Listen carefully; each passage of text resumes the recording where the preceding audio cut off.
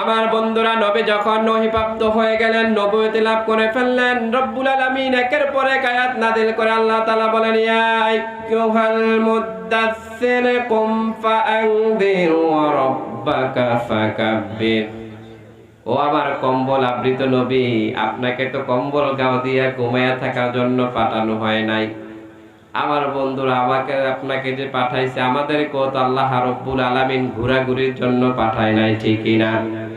আমাদেরকে আপনাদেরকে তো একটা উদ্দেশ্য নিয়ে আল্লাহ রাব্বুল আলামিন পাঠিয়েছে। আমাদেরকে তো আল্লাহ রাব্বুল আলামিন একটা মিশন দিয়ে পাঠিয়েছে, কথা বলেন ঠিক কিনা? কিন্তু দেখা যায় ফজরের সময় মুয়াজ্জিন সাহেব আযান দেয়, আসসালাতু খায়রুম মিনান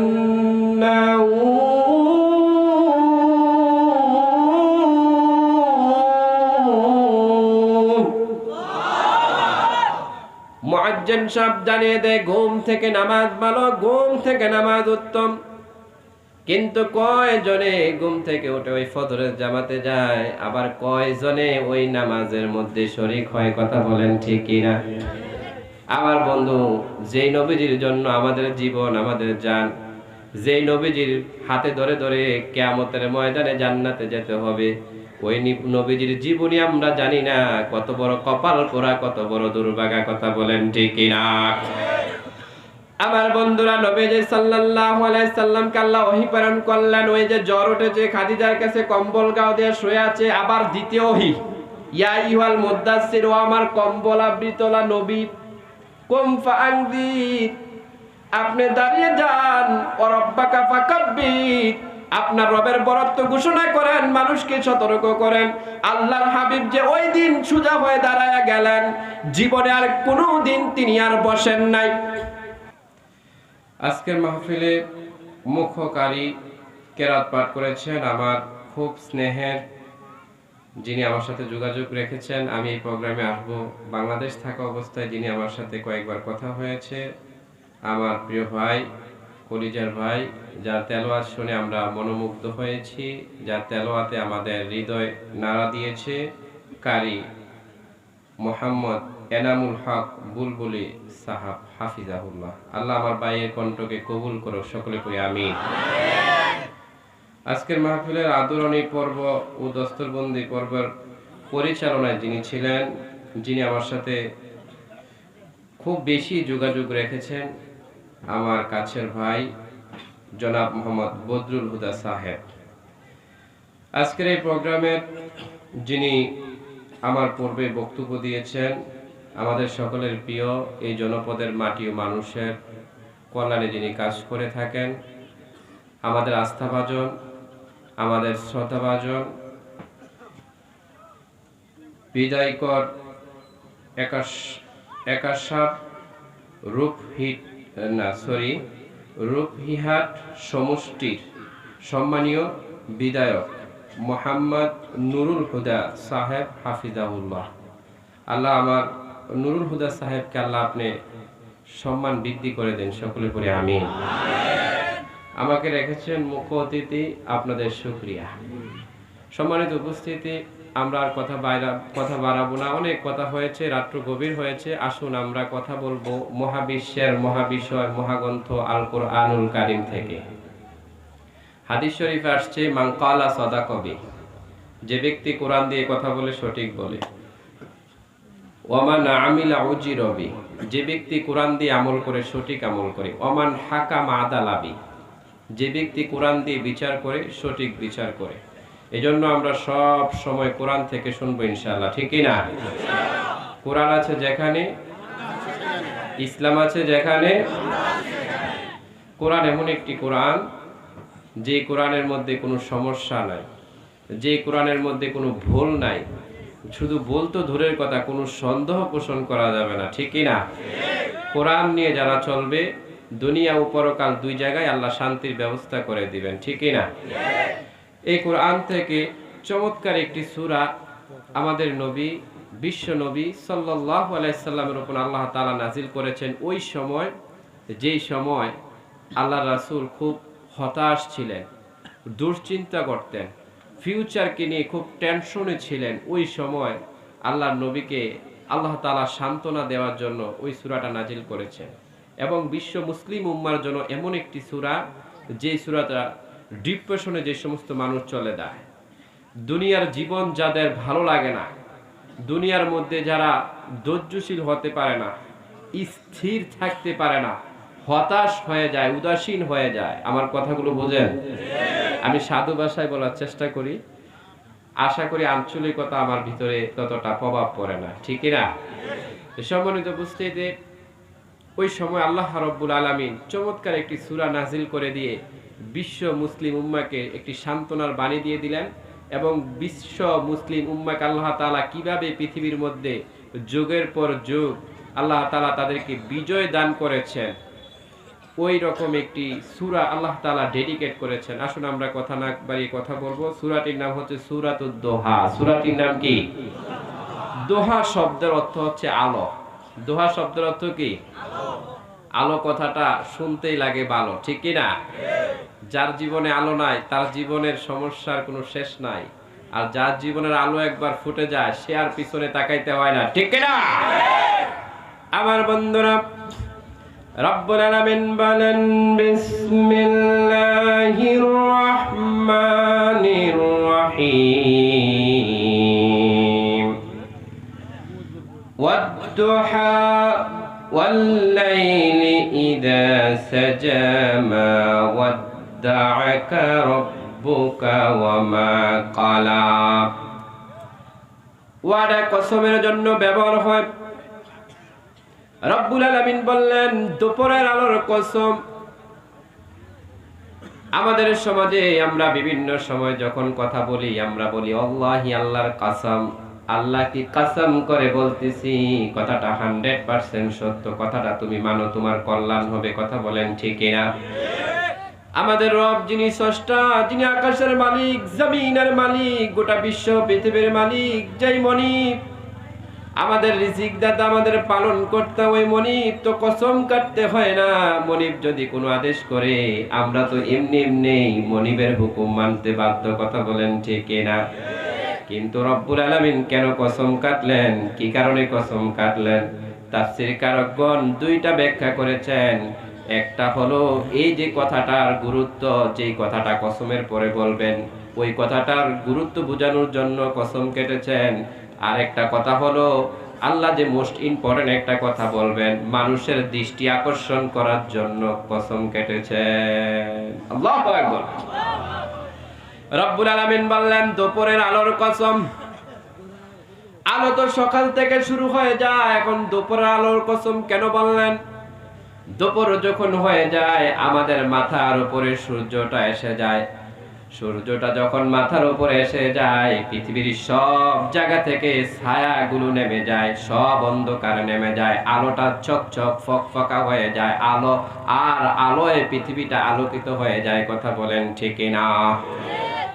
আমার বন্ধুরা, এই পৃথিবীর মধ্যে যদি আলো না থাকতো, সূর্য না থাকতো, বিজ্ঞানীরা বলে পৃথিবীর মধ্যে যদি আল্লাহ রাব্বুল আলামিন সূর্য না দিতেন, কিংবা সূর্যটা যেখানে আছে এখান থেকে যদি 1 ফিট উপরে নেওয়া হতো, পৃথিবীর জমিনে কোনো ফসলের জমি হতো না।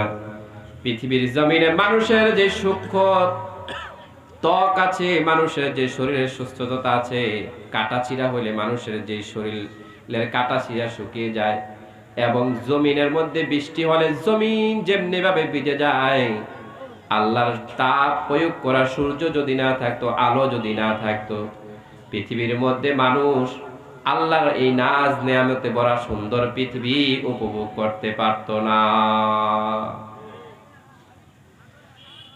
আমার বন্ধুরা, রব্বুল আলামিন বললেন, নবী হে, দিনের আলো যেমন সত্য, দিনের আলো যেমন সত্য, সাদা চকচকা ফকফকা দেখা যায়, এমন সত্য একটা কথা আপনাকে বলবো। আল্লাহ আরেকটা কসম কাটলেন মোস্ট ইম্পর্টেন্ট, গুরুত্ব বোঝানোর জন্য। নবীকে আল্লাহ কত বেশি ভালোবাসে, কত বেশি ভালোবাসে। আমার বন্ধুরা, রব্বুল আলামিন বললেন, আল-লাইলি ইযা সাজা, ওই নিঝুম রাতের কসম, যে রাতটা অন্ধকারচ্ছন্ন হয়ে যায়, চতুর্দিকে অন্ধকার অন্ধকার কালো হয়ে যায়, ওই রাতের কসম করে বলতেছি নবী, দিন যেমন সত্য, রাত যেমন সত্য, রব্বুল আলামিন এই কথাটা বুঝাইতে চাইলেন, নবী হে, দিনের মতো পরিষ্কার, রাতের মতো পরিষ্কার, দুইটা দিনের কসম কেটে, দুইটা সবের কসম কেটে আমি বলতেছি, মা ওয়াদ্দাআকা রাব্বুকা ওয়া মা ক্বালা। রব্বুল আলামিন বললেন, নবী হে, আমার সম্মানিত নবী, আমি আপনাকে ভুলি নাই, আমি আপনাকে ছাড়ি নাই, আমি আপনাকে ছেড়ে যাই নাই, আমি আপনার প্রতি অসন্তুষ্ট হই নাই। আমার প্রিয় ভাইরা, তাফসীর বোঝার জন্য তিনটা ইলম প্রয়োজন। এক নম্বরে কোরআন সহিভাবে পড়া, দুই নম্বরে শাব্দিক অর্থ, তিন নম্বরে কোরআনের শানে নজুল। আর রব্বুল আলামিন যেই কোরআন নাজিল করেছেন, এই কোরআনের এক একটা কথা হলো মুজেজা। নবী যখন, আল্লাহ রাব্বুল আলামিন যখন কোনো কথা বলেন, মনে হয় সামনেও কথা আছে, পিছেও কথা আছে, বর্তমানেও কথা আছে, অর্থাৎ ভবিষ্যতেও কথা আছে, বর্তমানেও কথা আছে, অতীতেও কথা আছে, এমন করে আল্লাহ কথা বলেন। এখানে আল্লাহ বললেন, নবী হে, আমি আপনাকে ভুলি নাই, আমি আপনাকে ছাড়ি নাই, আমি আপনার প্রতি অসন্তুষ্ট না। এখন রব্বুল আলামিন কসমের পরে এই কথাটা কেন বললেন, কি কারণে বললেন, এটা জানার দরকার আছে না নাই? তাফসীর ইবনে কাসির, তাফসীরে রুহুল বয়ান, তাফসীরে ফাতুল মাজিদ, তাফসীরে বাইজাবি সহ অসংখ্য তাফসীরকারগণ একমত প্রকাশ করেছেন। তাফসীরগুলোতে আমরা দেখতে পাই, তাফসীরগুলোর মধ্যে বলেছেন, আল্লাহর হাবিব যখন নবুয়তি পেয়েছেন, নবুয়তি পাওয়ার প্রথম 6 মাস স্বপ্ন যুগে ওহী প্রাপ্ত হতেন। কোন যুগে? আমার বন্ধুরা, আমি আপনি স্বপ্ন দেখি কি দেখি না? আপনারা কি বলেন? স্বপ্নই তো বলেন নাকি? আরবিতে রুইয়া বলে। স্বপ্ন, স্বপ্ন যুগে নবী ওহীপ্রাপ্ত হতেন। রাতের বেলা নবী যা দেখতেন, দিনে তা হয়ে যেত। রাতের বেলা নবী যা যা দেখতেন, সাহাবাই কেরামদেরকে ডেকে বলতেন, সাহাবারা আজকে এই ঘটনা ঘটবে, আজকে এটা হবে, ওইটা হবে। সাহাবারা যেখানে যেখানে হবে, যেই জায়গা হবে, ওই স্থানগুলোতে পর্যবেক্ষণ করতো, দাঁড়িয়ে থাকতো। আল্লাহর নবী যেইভাবে বলতো, ওইভাবে ওই ঘটনাগুলো ঘটতো। সুবহানাল্লাহ পড়েন। সাহাবাদের ঈমান বেড়ে যেত, সাহাবারা পাগল পারা হয়ে যেত। সাহাবারা বলতো, এই নবী শ্রেষ্ঠ নবী, এই নবীর মধ্যে অনেক অলৌকিকতা আমরা পেয়েছি, মুজিজা পেয়েছি। আল্লাহ যেই খবরগুলো দেয়, সব খবরগুলো আছে মুহাম্মদ সাল্লাল্লাহু আলাইহি ওয়াসাল্লামের কাছে। আমার বন্ধু, এমনি ভাবে যখন ওহী আসা শুরু হয়ে গেল, হঠাৎ করে একদিন ওহী বন্ধ হয়ে গেল। ওহী আসার পরে সুনাম ছড়িয়ে গেল, গোটা মক্কার মধ্যে একটা আলোড়ন সৃষ্টি হয়ে গেল। দুইটা দল হয়ে গেল, একটা দল তাওহীদের পক্ষে, আরেকটা দল তাওহীদের বিপক্ষে চলে গেল। হঠাৎ যখন ওহী আসা বন্ধ হয়ে গেল, আমার ভাইয়েরা, পরিস্থিতিটা কেমন হয়ে গেল আমি আপনাদেরকে বলতে চাই। এখানে আপনাদের নুরুল হুদা সাহেব আসলো। নুরুল হুদা সাহেবের অনেক সুনাম আপনারা দেখে, তিনাকে আপনারা নেতা নির্বাচন করেছেন। তিনার এনটি আরেকজন নেতা দীর্ঘদিন যাবৎ এখানে রাজত্ব করেছে। এখন আপনারা ওই নেতাকে অ্যাভয়েড করে, ওই নেতাকে প্রত্যাখ্যান করে নুরুল হুদা সাহেবের কাছে যখন আসলেন, নুরুল হুদা সাহেব যেই খবরগুলো পাইতো, যেই গুণগুলো তার ভিতরে ছিল, যেই বৈশিষ্ট্যগুলো তার ভিতরে ছিল, হঠাৎ করে তার নিজের অজান্তে এগুলো আর আসতেছে না, লোকদেরকে কোনো কিছু বলতে পারতেছে না। এখন লোকেরা এসে জিজ্ঞাসা করে, নুরুল হুদা সাহেব, আপনি যে আমাদেরকে আশা দিলেন, ভরসা দিলেন, যেই কথাগুলো বলতেন, এই কথাগুলো বলেন না কেন?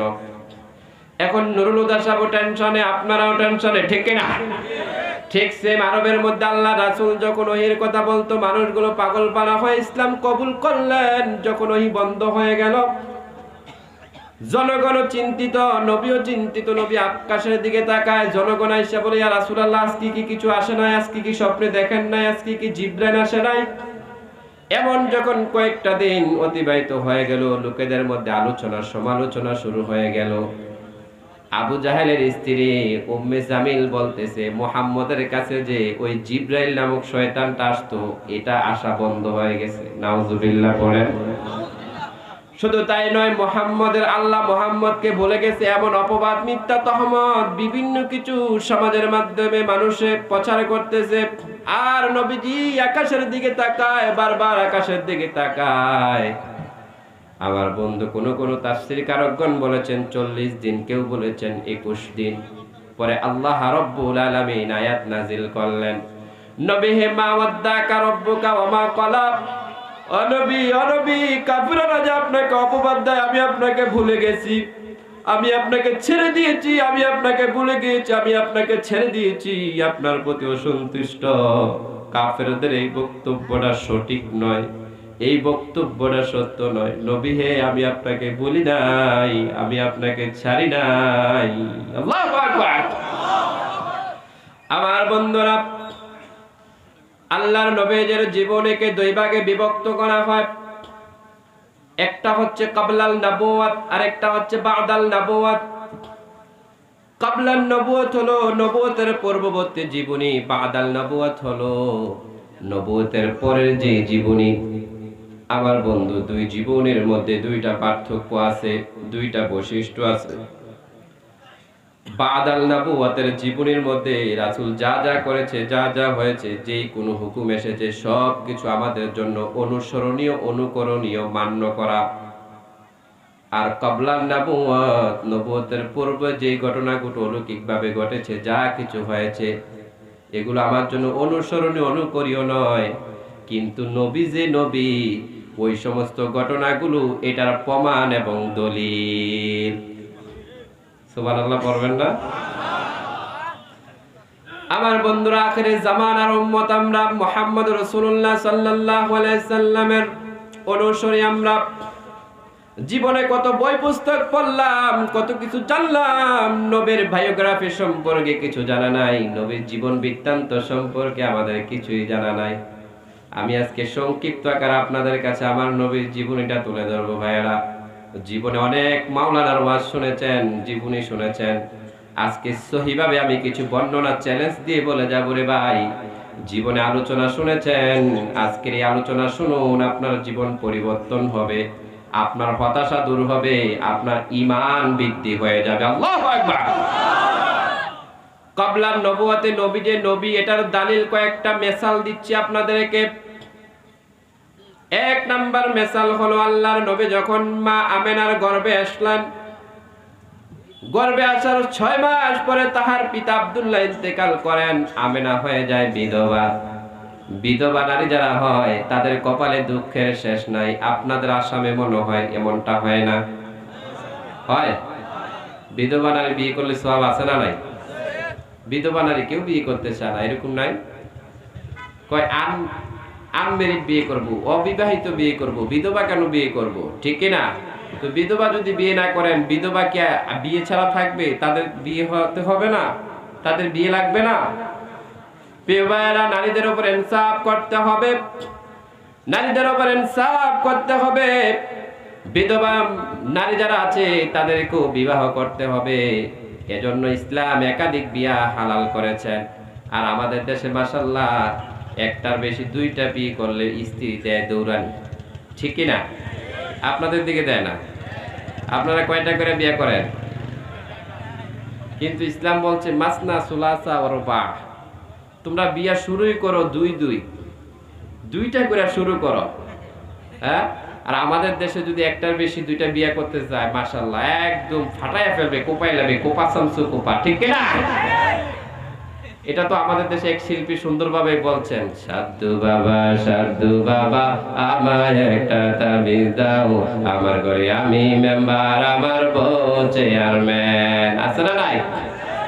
পুরুষেরা বাড়ির বাহিরে কত সুনাম, কত মর্যাদা, কত শান শৌকত তাদের, কিন্তু ঘরে গেলে বউয়ের ঝালানি ফুরানির মধ্যে থাকতে হয়, ঠিক কিনা? আমার বন্ধুরা, এটাও সুন্নাহ। কারণ আপনার স্ত্রী আপনার সব দুঃখ কষ্টের ভাগীদার হয়। আপনার স্ত্রী আপনাকে রান্না করে খাওয়ায়, আপনার জন্য অপেক্ষা করে। এই মানুষটা তো আপনাকে ভালোবাসে, 2-1টা কথা বলবে, এটা আপনি মেনে নিতে হবে, ঠিক কিনা? আমার বন্ধুরা, যে কথাটা বলতেছিলাম, আল্লাহর নবীর মা আমেনা তিনি যখন বিধবা হয়ে গেলেন তখন রাসূল তার পেটের মধ্যে, এমনি তো বিধবা নারীর দোষ বেশি, এমন সময় আমেনার গা থেকে একটা মেশক আম্বরের ঘ্রাণ আসে। আমেনা যেদিকে যায় সেদিকে মেশক আম্বরের ঘ্রাণ এমন ভাবে ছড়িয়ে ছিটিয়ে পড়ে, আমার ভাই, এমন ভাবে ছড়িয়ে ছিটিয়ে পড়ে মক্কার মানুষগুলো পাগল পারা হয়ে যায়।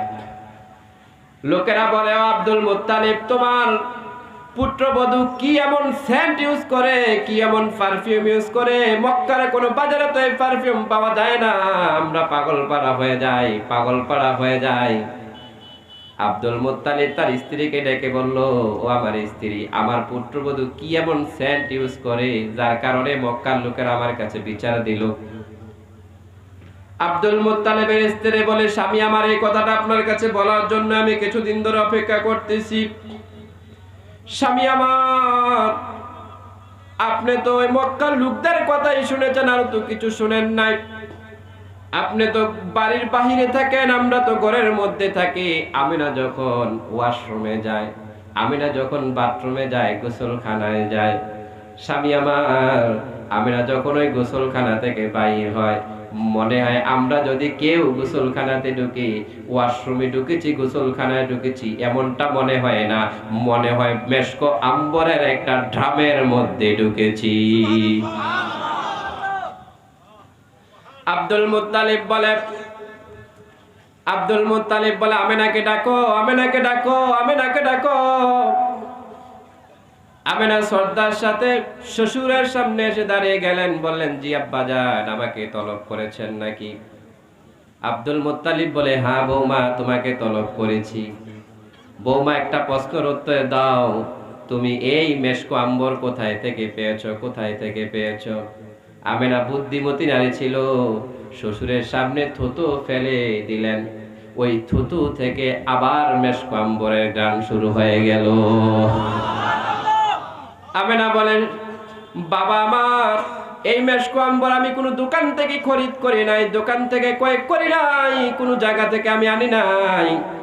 আমার গর্ভে যে রহমাতুল লিল আলামিন আছে, দো জাহানের বাদশা, নবীদের নবী, সমস্ত নবীদের নবী, আখির জামানার পয়গাম্বর, যেই পয়গাম্বরকে আল্লাহ এত ভালোবেসেছেন, পৃথিবী কেউ আল্লাহ এত ভালোবাসেন নাই, ওই পয়গাম্বরের বরকতে আমি থুতু ফালাইলে সেখান থেকেও মেশক আম্বরের গান এসে যায়। আমি যখন ওই ওয়াশরুমে যাই, সেখানেও মেশক আম্বরের গান এসে যায়। আমি যখন এদিক সেদিক যাই, সেখানেও মেশক আম্বরের সেন্ট এসে যায়। আব্দুল মুত্তালিবের স্ত্রী বলে, শুধু এমনটাই নয়, অনেক অলৌকিকত্ব আমেনার মধ্যে দেখা যায়। গভীর নলকূপ থেকে বালতি টেনে টেনে, রশি টেনে টেনে পানি উঠাতে হয়। আমার পুত্রবতী আমেনা যেদিন থেকে গর্ভবতী হয়ে গেছে, আমেনা যখন ওই নলকূপের কাছে যায়, ওই নলকূপের পানিগুলো তলদেশ থেকে আস্তে আস্তে করে ফুলে ফুলে ওই নলকূপের উপরে চলে আসে। আমেনা অনাহাসে বালতি দিয়ে ওখান থেকে পানিগুলো নিয়ে আসে। মক্কার অলির গলির আমেনার বান্ধবীরা বলে, আমেনা রে, তুই দাঁড়িয়ে থাকলে আমাদের পানি নিতে কষ্ট হয় না, সহজ হয়ে যায়। আমেনা রে, তুই যতক্ষণ থাকবি ততক্ষণ পর্যন্ত এখানে আল্লাহর রহমত আর রহমত। আমার বন্ধুরা, নবী যে নবী, এমন অসংখ্য অগণিত দলিল আল্লাহ রাব্বুল আলামিন 40 বছর জীবনের মধ্যে দিয়েছে। যেহেতু লম্বা আলোচনা করা যাবে না, সংক্ষিপ্ত আকারে তাফসীর করতে হবে, আমি 2টা মিসাল দিয়ে 40 বছরের জীবনের ইতি এখানে টানলাম। এবার আপনারা বলেন তো, আসামের ভাইরা, আপনারা বলেন তো, নবী যে নবী, এই যে 2টা প্রমাণ আপনাদের কাছে দিলাম, আপনাদের বিশ্বাস হয় কি হয় না? এটা আল্লাহ পারে কি পারে না? কথাগুলো সহিহ, কথাগুলোর মধ্যে কোনো ডুপ্লিকেট নাই, কোনো জাল নাই, কথাগুলো সহিহ। এমন অসংখ্য অগণিত দলিল আল্লাহ রাব্বুল আলামিন নবীদের জীবনে দিয়েছেন। আমার বন্ধুরার পর আল্লাহ রাব্বুল আলামিন নবীর 40 বছর জীবনের মধ্যে যখন 40 বছর হয়ে গেল, বাদাল নবুয়ত, নবুয়তি যখন আসছে, এমনি এমনি আসে নাই। নবীজি টেনশনে থাকতেন, হায় হায় হায় হায়, আফসোস আফসোস, এই মক্কাতুল মুকাররমার মানুষগুলো জাহিলিয়া থেকে যদি, অন্ধকার থেকে যদি, জাহান্নাম থেকে যদি জান্নাতের দিকে আসতো কত না ভালো হতো। সব সময় চিন্তিত থাকতেন, হেরা গুহার মধ্যে ধ্যানে অবস্থায় থাকতেন। হঠাৎ করে রব্বুল আলামিন জিবরাইল আমিনকে পাঠায়া দিলেন। ইমাম সুয়ুতি বর্ণনা করে, নবীজি ধ্যানের মধ্যে ধ্যান করতেছে হেরা গুহার মধ্যে। মক্কাতুল মুকাররমা যারা গিয়েছেন তারা দেখেছেন। ইমাম সুয়ুতি বলে, হঠাৎ করে নবীজির ডান পাশ থেকে ডাক আসলো, ইয়া মুহাম্মদ, সবাই পড়েন সাল্লাল্লাহু আলাইহি ওয়াসাল্লাম। বাম দিক থেকে ডাক আসলো, ইয়া মুহাম্মদ। সামনের দিক থেকে ডাক আসলো, ইয়া মুহাম্মদ। পিছনের দিক থেকে ডাক আসলো, ইয়া মুহাম্মদ। ওই আকাশের উপরের দিক থেকে ডাক আসলো, ইয়া মুহাম্মদ। নবীজি ডাইনে তাকাইলেন, কেউ নাই। বামে তাকাইলেন, কেউ নাই। পিছনে তাকাইলেন, কেউ নাই। সামনে তাকাইলেন, কেউ নাই। আকাশের দিকে তাকাইয়া দেখে ওই আকাশ আর জমিন বরাবর বিশাল একটা কুরসি। ওই কুরসির মধ্যে একটা বিশাল মানব আকৃতির একটা মানুষ বসে আছে। নবীজি এই দৃশ্যটা দেখে সেখানেই বেহুশ হয়ে গেলেন। আল্লাহু আকবার।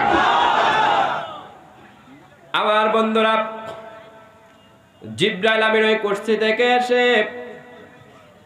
প্রকৃত মানবের সুরত ধরলেন।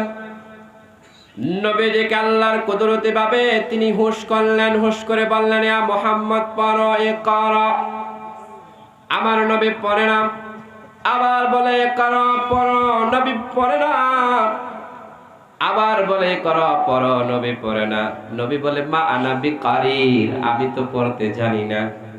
এবার জিবরাইল আমিন নবীকে আলিঙ্গন করে বুকের সাথে জড়ায়া বলে, রে মুহাম্মদ পড়ো, ইকরা বিসমি রাব্বিকাল্লাযী খালাক।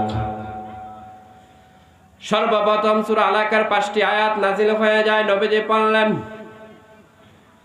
পড়ার সঙ্গে সঙ্গে নবীজির গাওটা গরম হয়ে গেল, জ্বর এসে গেল। দৌড়ায়া খাদিজার কাছে চলে যায়।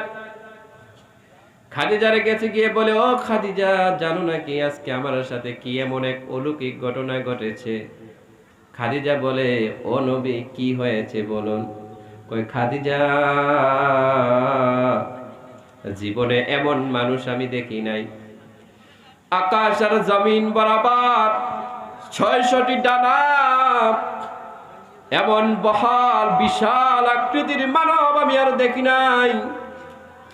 আমাকে ডাক দিল, ডেকে বলে, ও মুহাম্মদ, তুমি দুনিয়ার কোনো মানুষ না, সাধারণ মানুষের মতো মানুষ নয়। তুমি আখিরি জামানার পয়গম্বর, তুমি নবী ও রাসূল।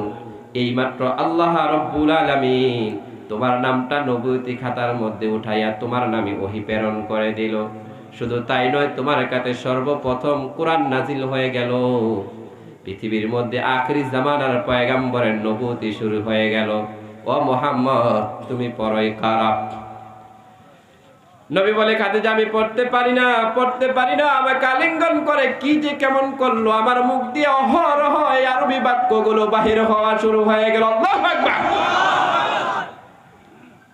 খাদিজা বলে, ও আমার পয়গম্বর, আমি তাওরাত কিতাবের অনেক কিতাব আমি অধ্যয়ন করেছি। আমি দেখেছি পূর্বে অতীতে যাদের কাছে এমন অলৌকিক মানুষ এসেছে, তারা কখনো ধ্বংস হয় নাই, তারা কখনো শেষ হয় নাই, বরঞ্চ তাদেরকে আল্লাহ সম্মানিত করেছেন।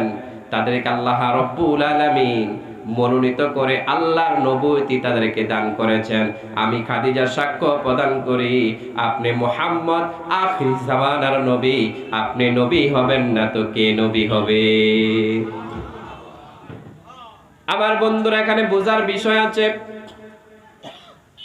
নবী নবুয়তি পেয়েছে, চেয়ারম্যান সাহেবের কাছে যাইলে পারতো। নবী নবুয়তি পেয়েছে, গ্রামবাসীকে গেছে বলতে পারতো। গ্রামবাসী এই মাত্র আমার সাথে এই ঘটনা, তাদের কাছে যায় নাই। কেন যায় নাই? কি কারণে যায় নাই? এখানে কয়েকটা কারণ উল্লেখ করা হয়েছে। গ্রামবাসী আপনার ভিতর এবং বাহির সম্পর্কে জানে না। চেয়ারম্যান সাহেব যখন চেয়ারম্যান হয়, আপনাদের দেশে কি বলে? এমএলএ। চেয়ারম্যান থেকে একটা প্রশংসাপত্র কিংবা নাগরিক সনদ লাগে, কথা বলেন ঠিক কিনা? ওই নাগরিক সনদে লেখা থাকে, চেয়ারম্যান বলে আমার জানা মতে এই ব্যক্তি ভালো মানুষ, রাষ্ট্রদ্রোহী কোনো কাজের সাথে তার সম্পর্ক নাই, আমি তার উজ্জ্বল ভবিষ্যৎ কামনা করি। কথা বলেন ঠিক কিনা? মসজিদের ইমামের ব্যাপারে যেই সনদ দেয়, আপনাদের গ্রামের সুরের ব্যাপারেও সেই সনদ দেয়। কথা বলেন ঠিক কিনা? আমার বন্ধুরা, এজন্য নবী যে নবী, এই কথাটা কার কাছ থেকে আসতে হবে? খাদিজাতুল কুবরা রাদিয়াল্লাহু তাআলা আনহু, তিনি 15 বছর সংসার করতেছেন, নবীর ভিতরটাও জানেন, বাহিরটাও জানেন। এজন্য সর্বপ্রথম স্ত্রী খাদিজার কাছ থেকে সার্টিফিকেটটা নিলেন আল্লাহ। খাদিজা বলল, আপনি অবশ্যই অবশ্যই নবী। আমার মনে হয় গোটা আরবের মধ্যে আপনি মুহাম্মদের মতো ভালো মানুষ আর একটাও নাই। আমার মনে হয় আমি খাদিজা চ্যালেঞ্জ করে বলতে পারি, এই আরবের মধ্যে সর্বশ্রেষ্ঠ চরিত্রের কেউ যদি অধিকারী হয়ে থাকে, আপনি আখিরি জামানের পয়গম্বর নবী মুহাম্মদ রাসূলুল্লাহ, সর্বশ্রেষ্ঠ চরিত্রের অধিকারী। আল্লাহু আকবার। তখনও পর্যন্ত কোন নাস্তিক সাহস করে নাই নবীর চরিত্র নিয়ে কথা বলতে। তখনও পর্যন্ত নবী একাধিক বিবাহ করে নাই। আর নবী যে বিবাহ করেছে অনেক কারণে বিবাহ করেছে। বিবাহ করলো কেন? এরপরে অনেকের বিভিন্ন মাথা ব্যথা। কথা বলেন ঠিক কিনা? নাস্তিকের তো মাথা ব্যথা হবেই। আরে ভাইরা পাগল, নবী যদি বিবাহ না করতো, নারীদের মধ্যে তো কোনো নবী নাই, পুরুষদের মধ্যে নবী আছে। নবী যেইভাবে চলছে আমরা সেইভাবে চলছি। নারীদের মধ্যে যদি নবী না থাকে তো নারীরা কিভাবে চলবে? নবীর স্ত্রীদেরকে অনুসরণ করতে হবে। খাদিজা তো নবীতি পাওয়ার কয়েক বছর পরে ইন্তেকাল করেছে, ঠিক না? এখন নবী বৈশা প্রস্তাব করেছে, আমরা বৈশা প্রস্তাব করে নবী কিবলার দিকে মুখ করে নাই, কিবলার দিকে পিঠ করে নাই। আমরা কিবলার দিকে মুখ করি না, কিবলার দিকে পিঠ করি না। নবী যেইভাবে করছে আমরা সেইভাবে করি, ঠিক কিনা? আমার বন্ধু, নবী যেটুকু কাপড় ঢাকা রেখেছে আমরা ততটুকু করি। আমার বন্ধু, নারীরা তো পুরুষরা যেইভাবে চলে, পুরুষ অনেক সময় দাঁড়াইয়া প্রস্তাব করে দেয়, নারীরা কি করতে পারবে নাকি? নারীদের শরীয়ত আর পুরুষের শরীয়ত ভিন্নতা আছে, ঠিক কিনা? নারীদের শরীয়তটা ক্লিয়ার করার জন্য আল্লাহর নবীজির এতগুলো বিবাহ। কথা ঠিক কিনা? আমার বন্ধুরা, গভীর মনোযোগ দিয়ে শুনুন। খাদিজা ভিতর বাহির সব কিছু জানে। খাদিজা বললেন, আপনি অবশ্যই নবী। এজন্য আমরা যারা এখানে এসেছি, আমরা নিজে নিজে বলতে পারবো কে কার স্ত্রীর কাছে, ওয়াইফের কাছে কতটুকু ভালো মানুষ। অনেকে আছে স্ত্রীকে যদি জিজ্ঞাসা করে, উম্মুক ভাই কেমন, আপনার ভাইয়ের কথা বললেন না, আছে না নাই?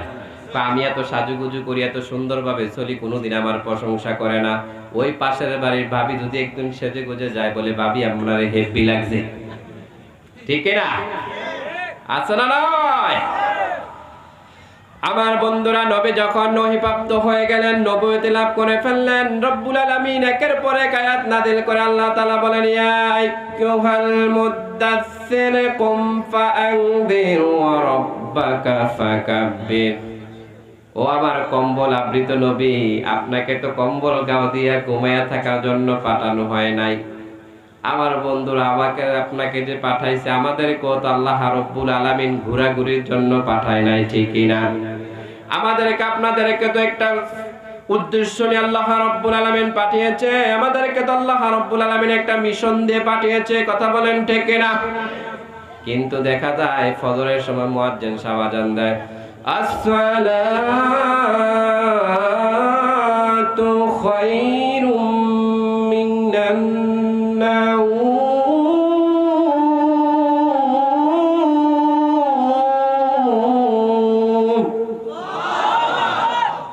মুয়াজ্জিন সাহেব জানিয়ে দেয়, ঘুম থেকে নামাজ ভালো, ঘুম থেকে নামাজ উত্তম। কিন্তু কয়জনে ঘুম থেকে উঠে ওই ফজরের জামাতে যায়, আবার কয়জনে ওই নামাজের মধ্যে শরীক হয়? কথা বলেন ঠিক কিনা? আমার বন্ধু, যেই নবীজির জন্য আমাদের জীবন, আমাদের জান, যেই নবীজির হাতে ধরে ধরে কিয়ামতের ময়দানে জান্নাতে যেতে হবে, ওই নবীজির জীবনী আমরা জানি না। কত বড় কপাল পোড়া, কত বড় দুর্ভাগা, কথা বলেন ঠিক কিনা? আমার বন্ধুরা, নবীজি সাল্লাল্লাহু আলাইহি সাল্লামকে আল্লাহ ওহী প্রেরণ করলেন। ওই যে জ্বর উঠেছে, খাদিজার কাছে কম্বল গাও দিয়ে শুয়ে আছে। আবার দ্বিতীয় ওহী, ইয়া আইয়ুহাল মুদ্দাসসির, ও আমার কম্বল আবৃতলা নবী, কুম ফাআনযির, আপনি দাঁড়িয়ে যান। ও রব্বাকা ফাকাব্বির, আপনার রবের বরত্ব ঘোষণা করেন, মানুষকে সতর্ক করেন। আল্লাহর হাবিব যে ওই দিন সোজা হয়ে দাঁড়ায়া গেলেন, জীবনে আর কোনো দিন তিনি আর বসেন নাই। তাফসীরে কারকগণরা বলতে পারেন, সাধারণ সেন্সে বলতে পারেন, হুজুর নবী যদি সুজাইয়া দাঁড়ায়া যায় আর যদি কোনোদিন না বসে, নবী কি ওয়াশরুমে যায় নাই, নবী কি খাওয়া দাওয়া করে নাই? আমার বন্ধু, এর অর্থ এটা নয়। এর অর্থ ভালো করে বোঝেন। এর অর্থ হলো আল্লাহ রাব্বুল আলামিন ওই বৈপ্লবিক সমাজটাকে পরিবর্তন করার জন্য নবীকে দাঁড় করা দিলেন। নবীকে দাঁড় করানোর পরে জীবনে আর নবী বসেন নাই। অর্থাৎ ওই যে ইসলামিক সমাজ, ইসলামিক স্টেট কায়েম করার জন্য নবী দাঁড়িয়ে গেলেন। ওই যে দাঁড়িয়ে গেলেন, এখন অন্যমুখী একটা সমাজ, সেখানে মামলা হয়, সেখানে হামলা হয়, সেখানে মায়ের হয়, সেখানে ছাগলের নাড়ি বুড়ি মাথায় দেয়া হয়, সেখানে নারীগুলোকে নির্যাতন করা হয়, পুরুষগুলোকে নির্যাতন করা হয়, বিভিন্ন রকমের তহমত দেয়া হয়, পাগল উপাধি দেয়া হয়, খারাপ মানুষ উপাধি দেয়া হয়, গণক উপাধি দেয়া হয়, অনেক কিছু পেয়েছেন, জেল পর্যন্ত কেটেছেন। এরপরও আমার নবী ওই ইসলামের ব্যাপারে যে কট্টর হয়েছেন, আর নবী জীবনের মৃত্যুর আগের 1 সেকেন্ড পর্যন্ত আমার নবী ওই কাজ থেকে কখনো চুল পরিমাণ সরে দাঁড়ান নাই। কথা বুঝতে পেরেছেন? এই যে সমাজ পরিবর্তনের জন্য কোরআনের পক্ষে দাঁড়িয়ে গিয়েছিলেন, সতর্ক করার জন্য, ওই দিন থেকে মৃত্যুর আগ পর্যন্ত 1 সেকেন্ড গলায় ছুরি এসেছে, AK-47 এর গুলি এসেছে, সকল প্রকারের হামলা মামলা সব কিছু এসেছে, নবী পিছপা হয় না। ঠিক কিনা? ওই নবীর অনুসারী আমরা, ঠিক কিনা? লড়াইয়ের ওই ময়দানেতে যেতে তোমাকে হবে, প্রয়োজনে সব রক্তটুকু জমিনেই ঢেলে দিতে হবে, তবু তুমি মানবে না পরাজয়। বিপ্লব মানে জীবন দেওয়া, বসে থাকা নয়, সে কোনো দিন আসবে না রে, করো যদি ভয়। বিপ্লব মানে জীবন দেওয়া, বসে থাকা নয়, সে কোনো দিন আসবে না রে, করো যদি ভয়। ঠিক না? আমার বন্ধুরা, মুসলমানের রক্ত হলো পবিত্র রক্ত। মুসলমানের রক্তের মধ্যে কোনো ঝামেলা নাই, কোনো সমস্যা নাই। এজন্য মুসলমানের রক্ত সব সময় গরম থাকে। কথা বলেন ঠিক কিনা? এজন্য মুসলমান সব সময় আল্লাহর কাজ করতে কখনো পিছপা হয়, ধর্মের কাজ করতে পিছপা হয় না। অনেক ধর্মের অনেক লোক আছে পরিপূর্ণ নিজের ধর্মটাকে মানে না, এমন আছে না নাই? আমার বন্ধুরা, আল্লাহর হাবিব যখন কঠোরপন্থী ভাবে ইসলামের জন্য দাঁড়ায় গেলেন, 2টা দল সেখানে তৈরি হয়ে গেল। একটা হলো ইসলামের পক্ষে, আরেকটা হলো ইসলামের বিপক্ষে। ইসলামের বিপক্ষে যেই দলটা তৈরি হয়ে গেল, সেখানে তারা মুসলমানদেরকে আক্রমণ করে, মামলা করে, হামলা করে। আমার বন্ধু, আবু তালিব যতদিন পর্যন্ত বেঁচে ছিল, মক্কার কোনো কাফের নবীকে কোনো আঘাত করতে পারে নাই। খাদিজা যতদিন পর্যন্ত বেঁচে ছিল, কেউ কোনো কথা বলতে পারে নাই। তারা শিহাবে আবু তালিবের মধ্যে জেল কেটেছেন। শিহাবে আবু তালেব সে কারাগার, কাটলো সে তাই তোমার বহুদিন হলো পার। শিহাবে আবু তালেবের মধ্যে বহুদিন জেল কেটেছেন, সেখানে খাবার পায় নাই। ছাগলের চামড়াগুলোকে শুকে শুকে এগুলো খেয়েছে, গাছের পাতা খেয়েছে। এমন একটা কষ্টের জীবন যাপন করার পরে ওই জেলখানাতে বাহির হয়ে আবু তালেবও শেষ, খাদিজাও শেষ। মক্কার কাফেরারা কয়, মুহাম্মদ রে আর কে বাঁচাবে? নবীও ঘর থেকে বাইর হয় না, ঘরের মধ্যে প্রবেশ করা কাফেররা চতুর্দিকে বিভিন্ন অস্ত্র শস্ত্র নিয়ে দাঁড়িয়ে আছে। কয় মুহাম্মদ ঘর থেকে বাইর হইবা ঠ্যাং ভেঙে ফেলবো, ঘর থেকে বাইর হবা গর্দান কেটে ফেলবো। রব্বুল আলামিন আয়াত নাযিল করে, ইয়া আইয়ুহার রাসূল বাল্লিগ মা উনজিলা ইলাইকা মির রাব্বিক। ও নবী, আপনাকে তাবলীগ করার জন্য পাঠানো হয়েছে। তাবলীগ করতে হবে, করতে হবে, করতে হবে, ঘর থেকে বাইর হতে হবে। নবীজি ঘর থেকে বাইর হতে পারে না, তাবলীগ করতে পারে না। নবীজি দুইটা মেয়ের বিবাহ হয়েছে, দুইটা মেয়েকে ঘরের মধ্যে পাঠাইছে, একটাকে তালাক দিয়েছে, আরেকটাকে এমনি বাপের বাড়ি পাঠাইয়া দিয়েছে। খাদিজা নাই, চাচা আবু তালেব নাই, আমার নবী ঘরের মধ্যে বন্দী অবস্থা। এমন তো কঠিন অবস্থায় আল্লাহ বলেন, ইয়া আইয়ুহার রাসূল বাল্লিগ মা উনজিলা ইলাইকা মির রাব্বিক। নবী, আপনি তাবলীগ করতে হবে, তাবলীগ করতে হবে। তাবলীগের জন্য আপনি বেরিয়ে যান, বেরিয়ে যান, বেরিয়ে যান। কাফেররা বলে, ইয়া মুহাম্মদ, খবরদার, খবরদার, আবু তালেবের জন্য কিছু বলতে পারি নাই, খাদিজা ছিল কিছু বলতে পারি নাই। আজকে যদি ঘর থেকে বাইরে হও, ঠ্যাং ভেঙে ফেলবো, পা ভেঙে ফেলবো। আমার নবী চিন্তা করলেন, আল্লাহর হুকুম, তাবলীগ করতে হবে, ঘর থেকে বাহির হতে হবে। নবী চিন্তা করলেন, আমি তো মক্কা নগরীর নবী না, আমি গোটা বিশ্বের নবী। আমি হলাম বিশ্ব নবী, রহমাতুল লিল আলামিন। অন্য অন্য নবীরা ছিল আঞ্চলিক নবী, সাধারণ নবী। আমি তো আর সাধারণ নবী নয়।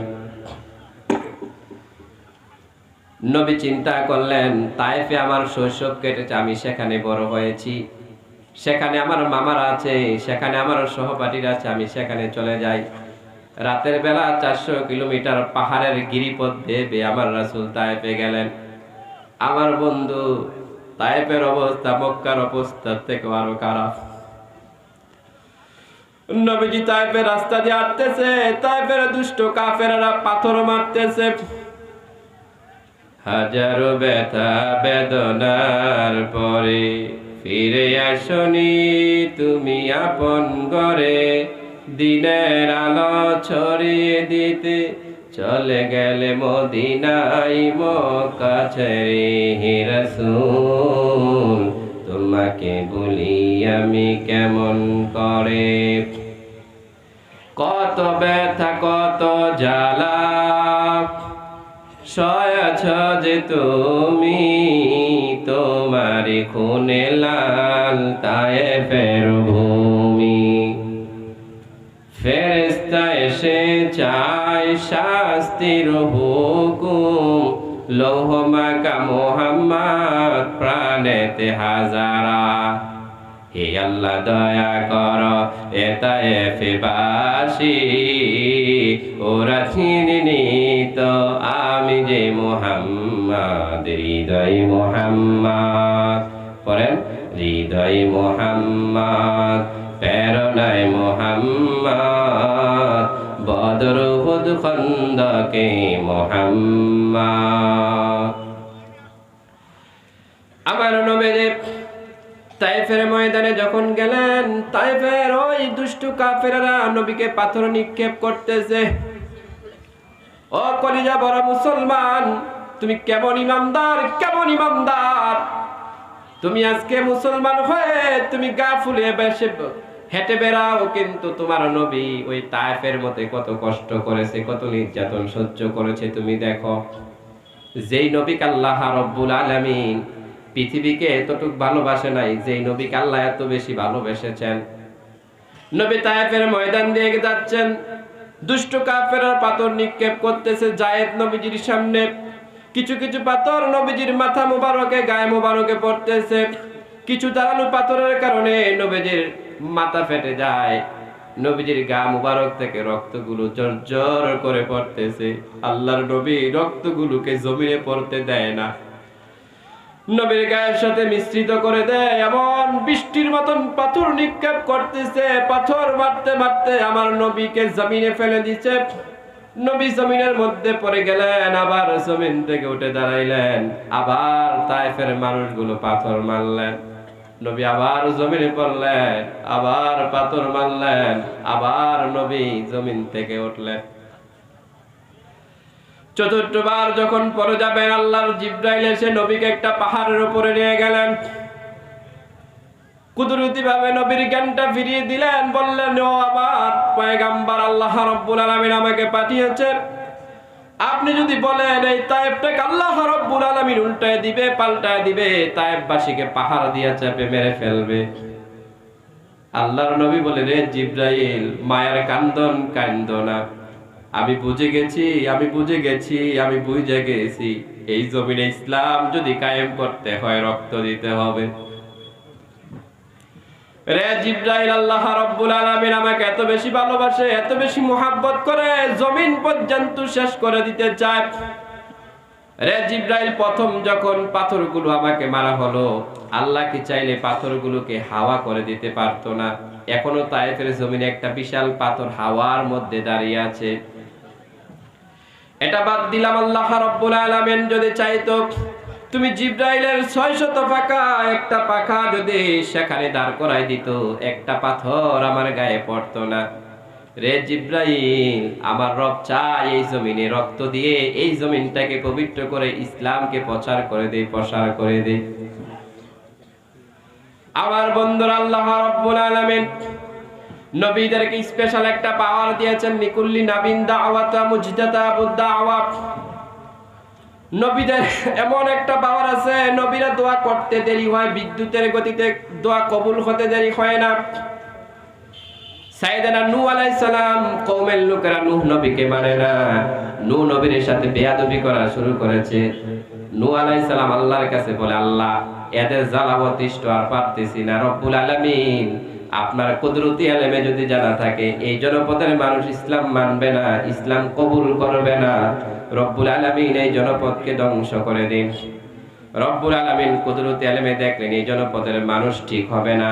আল্লাহ তাআলা নূহ নবীর দোয়া কবুল করে সঙ্গে সঙ্গে বিশাল একটি প্লাবন দিয়ে নূহ নবীর উম্মতগুলোকে ধ্বংস করে দিয়েছে। কথা বলেন ঠিক কিনা?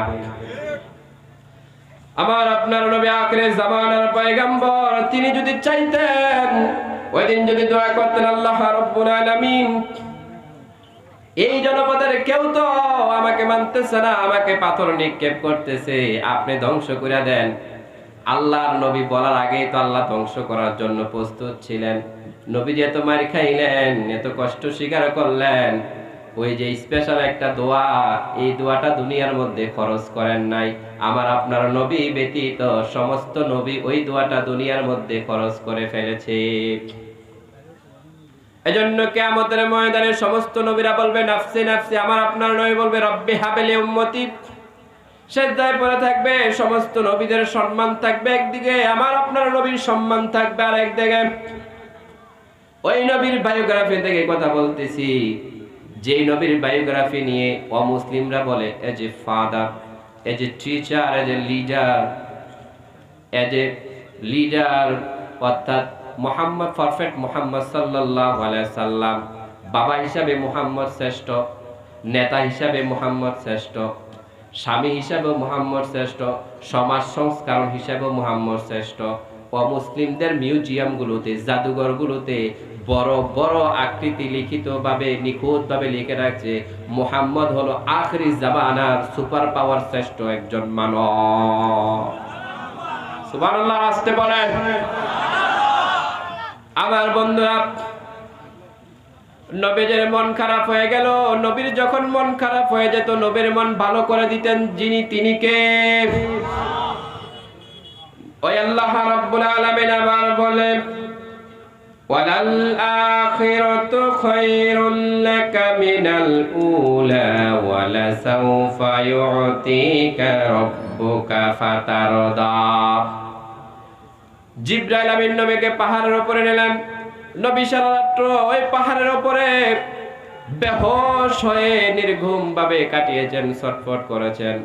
ফজরের সালাত যখন এসে যায়, তিনি ফজরের নামাজে দাঁড়িয়ে গেলেন। তিনি বললেন, আর রহমান আল্লামাল কুরআন খালাকাল ইনসান আল্লামাহুল বায়ান। জিবরাইল এসে বলে, ইয়া রাসূলুল্লাহ, আল্লাহ রাব্বুল আলামিন এইমাত্র ওহী পাঠিয়েছে, ওয়ালাল আখিরাতু খায়রুল লাকা লাকা মিনাল উলা, নবী হে আপনি অনেক কষ্ট করেছেন, অক্লান্ত পরিশ্রম করেছেন, নবী হে আপনার পেছনের দিন থেকে সামনের দিনগুলো ভালো হবে। তাফসীর কারকগণ দুইটা ব্যাখ্যা দিয়েছে। ও উম্মতি মুহাম্মদী, এই কথাটা তোমাদের জন্য আমি বলে যাই। একটা ব্যাখ্যা হলো আল্লাহ রাসূল সাল্লাল্লাহু আলাইহি সাল্লাম একটা কথা বলেছেন, যে কথাটা হলো নবীজির দুনিয়ার জীবন থেকে পরকালের জীবন ভালো হবে। আর একটা ব্যাখ্যা হলো নবীজি সাল্লাল্লাহু আলাইহি সাল্লাম মাক্কি জীবন থেকে মাদানী জীবনটা ভালো হবে। আমার ভাইরা, আমাদের এখন জীবনের মধ্যে বিভিন্ন ঝামেলা থাকতে পারে, কষ্ট থাকতে পারে, দুঃখ থাকতে পারে, কিন্তু মুহাম্মদ সাল্লাল্লাহু আলাইহি সাল্লামের উম্মত হিসাবে এই আয়াতের উপর বিশ্বাস রেখে বলতে পারি আমাদের আগামী ফিউচারের দিনগুলো ভালো হয়ে যাবে।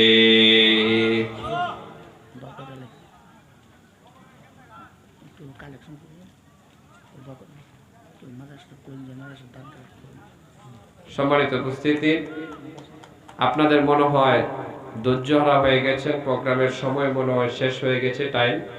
এজন্য কর্তৃপক্ষ আমাকে বলেছেন দোয়ার জন্য। দোয়ার আগে আমি মুসাফির মানুষ, আপনাদের জন্য দোয়া করব। দোয়ার আগে বিশেষ করে তারা কর্তৃপক্ষ দাবি করিয়েছেন, এদিকে বলেন,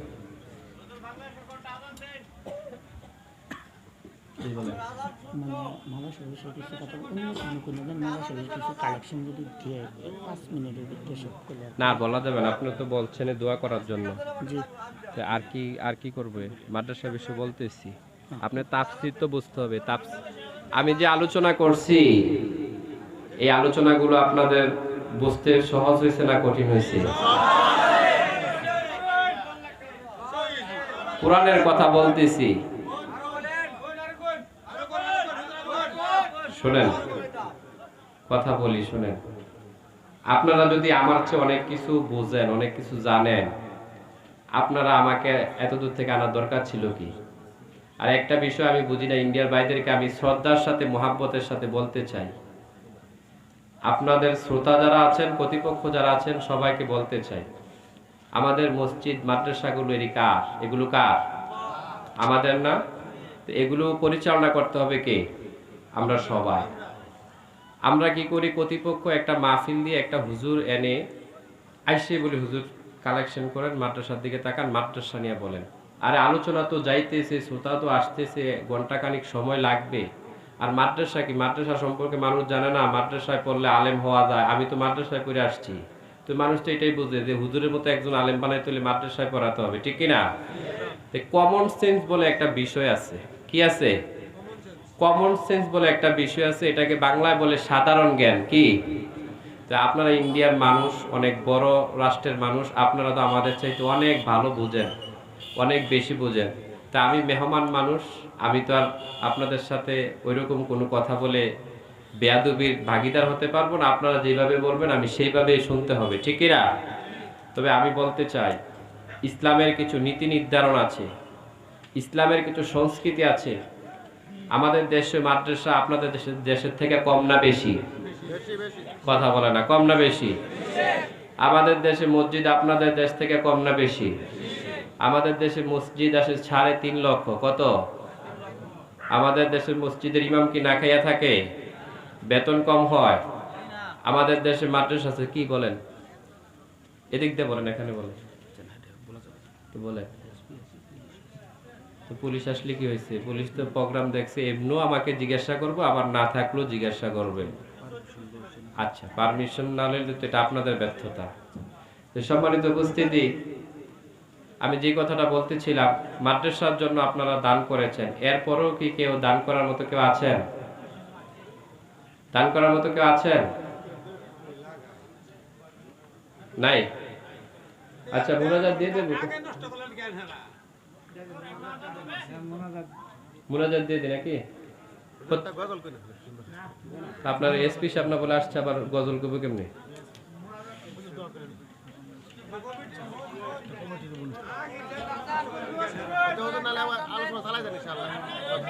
শোনেন,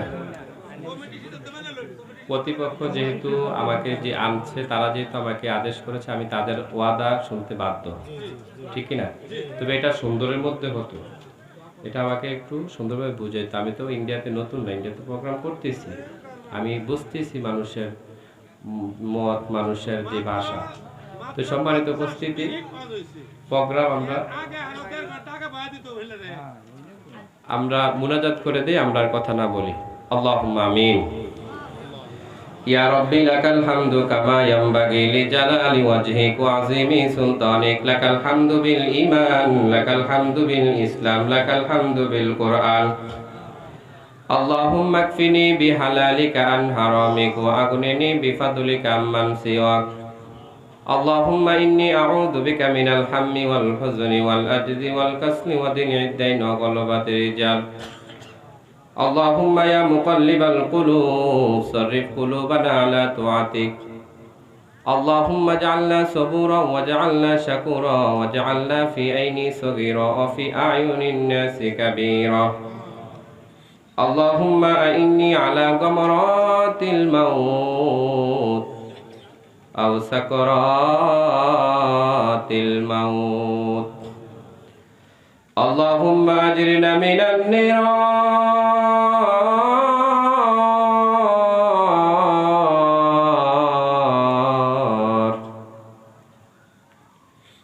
আল্লাহুম্মা আজরিনা মিনান নিরার।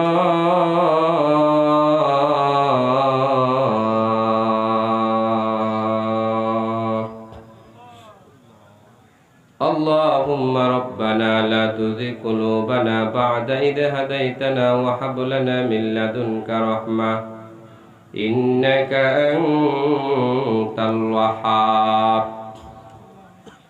রব্বে কারীম, আমাদেরকে যদি আপনি একবার হেদায়েতের পথে নিয়ে আসেন, দ্বিতীয়বার আমাদেরকে আর বাঁকা পথে নিয়েন না রে প্রভু।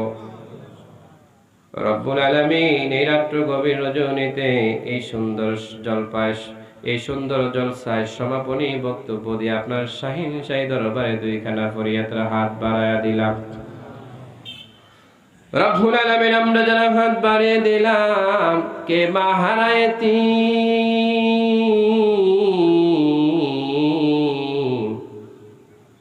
এই মুনাজাতের ভিতরে মায়ের কথা মনে পড়ে গেল। কে বাবা হারায়তি,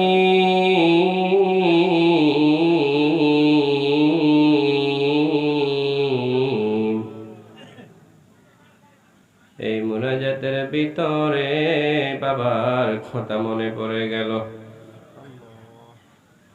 রব্বুল আলামিন, আল্লাহ তাআলা বাবা কত কষ্ট করে সন্তানদেরকে লালন পালন করেছে। অভাবের সংসার, ঈদের সিজনে বাবা নতুন জামা পরে নাই, সন্তানদেরকে নতুন জামা ছাড়া রাখে নাই। বাবা শুধু বাবা নয়, এক সৈনিক, খেটে যায় জীবন সে তো দৈনিক। বাবা ও বাবা, বাবা তুমি আমার দু চোখে দেখা সেরা মানুষ। রব্বুল আলামিন, এমন আদরের বাবা যার কবর, এমন আদরের মা যার কবরে, দাদা দাদি নানা নানি আহলে আওলাদ আত্মীয় স্বজন পাড়া প্রতিবেশী, আল্লাহ তাআলা যারা অন্ধকার কবরস্থ হয়েছে রে মনে, প্রত্যেকের কবর জান্নাতের বাগান বানায়া দাও। রব্বুল আলামিন, আমরা যারা হাত বাড়ায়া দিলাম, আমাদের জীবনের গুনাহগুলো মাফ করে দাও। জানি না রে আল্লাহ, কখন জানি কার মৃত্যু কোথায় ঘটে যায়, কিন্তু এই রঙের দুনিয়ায় এসে কত রকমের গুনাহের কাজে নিজেকে জড়িত করে নিয়েছি। আপনি মাবুদ রে বলে রে আল্লাহ, আল্লাহ আপনি যদি মাফ না করেন, আপনি যদি ক্ষমা না করেন, দুনিয়ার মধ্যে কোনোদিন শান্তি আসবে না, পরকালও জান্নাত পাবো না রে আল্লাহ। রব্বুল আলামিন মেহেরবানি করে আমাদেরকে মাফ করে দিন। আল্লাহ তাআলা আজকে হাতিপাড়া সুফিয়া হাফিজিয়া মাদ্রাসার যে সমস্ত হাফেজ সাহেবরা পাগড়ি পেয়েছে রে আল্লাহ, আল্লাহ আমার এই কোরআনে হাফেজদেরকে আল্লাহ আপনি কবুল আর মঞ্জুর করে নিন রে আল্লাহ। আল্লাহ মাদ্রাসা কর্তৃপক্ষ যারা কত কষ্ট করে অক্লান্ত পরিশ্রম করে মাদ্রাসা চালায় রে আল্লাহ, আল্লাহ তাদেরকে আপনি উত্তম জাযা দান করে দিন রে আল্লাহ। আল্লাহ অনেকে দান করেছে, আবার অনেকে দান করার মন মানসিকতা আছে। আল্লাহ আমি মুসাফির মানুষ, আল্লাহ এই মাদ্রাসাকে আল্লাহ এমন ভাবে আপনি কবুল করেন, সকল প্রকার শত্রুতামি, দুশ্মনের দুশ্মনী, জালেমের জুলুম, মুনাফিকের নাফাকি, দুর্নীতি এবং হিংসাত্ম সব কিছু থেকে হেফাজত করে যোগ্য ব্যক্তিদের মধ্য দিয়ে এই মাদ্রাসাকে আল্লাহ আপনি কিয়ামত পর্যন্ত প্রতিষ্ঠিত করে নিন রে আল্লাহ। আল্লাহ এই মাদ্রাসার মধ্যে আপনি অলৌকিকভাবে এমন কিছু দানবীর পয়দা করে দেন, যাদের সুনজরে এই মাদ্রাসার ফিউচার অনেক উন্নত হয়ে যাবে রে আল্লাহ। আল্লাহ আমি মুসাফির মানুষ, আমি আদনান গাজী, এই মাদ্রাসার জন্য দোয়া করে যাই। আল্লাহ এই মাদ্রাসার উপর আপনি রহম করেন, আল্লাহ এই মাদ্রাসার উপর আপনি রহম করেন। আল্লাহ এই মাদ্রাসাকে আপনি জগৎ বিখ্যাত মাদ্রাসা হিসাবে কবুল করে নিন। আল্লাহ এই মাদ্রাসার সুনাম সব জায়গায় ছড়িয়ে ছিটিয়ে দিন। আল্লাহ এই মাদ্রাসার শিক্ষকদেরকে আপনি কবুল করেন, আল্লাহ এই মাদ্রাসার ছাত্রদেরকে কবুল করেন। আল্লাহ এই পাড়া, এই মহল্লা সকল মানুষদেরকে আল্লাহ আপনি কবুল আর মঞ্জুর করে নেন।